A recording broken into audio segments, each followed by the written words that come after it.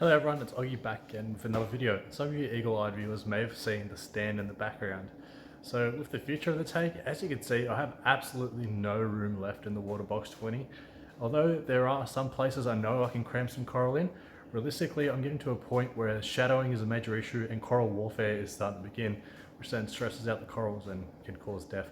Definitely not something I want, but I've decided to do the world's slowest project again, and I'm actually upgrading the tank. Now, I know what you might be thinking, I had a 6 foot tank in, am I going that route?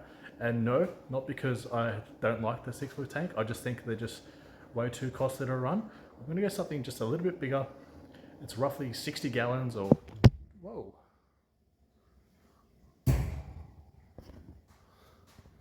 What the heck?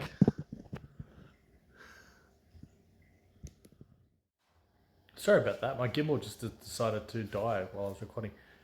What I was saying is the new tank is roughly 60 gallons or just over 200 litres.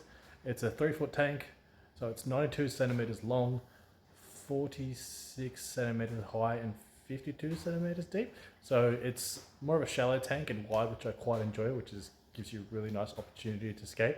Now, the tank itself is in quite good condition. It's not scratched up, the silicon's really good. It's not starfire glass, but it's still quite clear. One of the first things I do if I do ever get a tank, new or second hand, I fill them up with water and let them sit overnight to see if it's leaking. So it passed the leak test fantastically, and this morning I just went ahead and took a razor blade and cleaned it up. So in saying that, the stand is a bit of a project and needs quite a bit of work, so let's go have a look at that and see what we're going to do.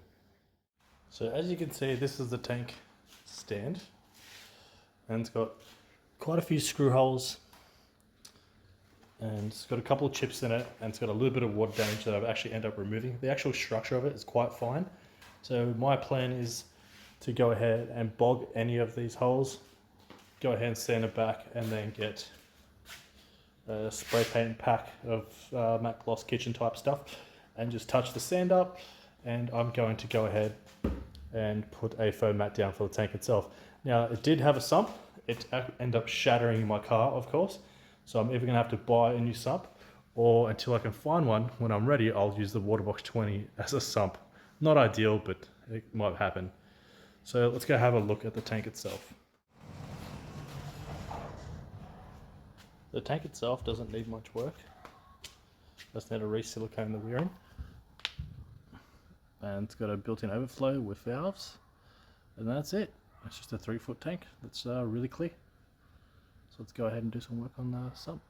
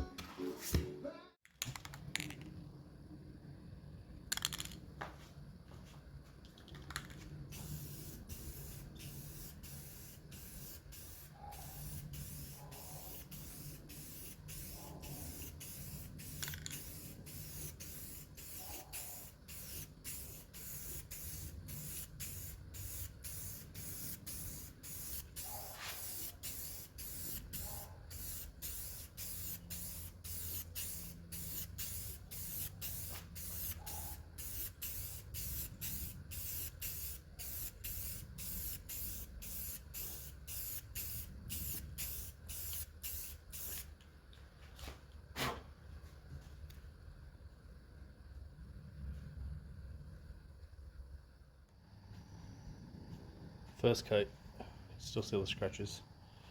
Might need 1 or 2 more coats, we'll see. But it sure as heck looks a lot better than when I got it. And I managed to remove all the water damage from inside the sump area.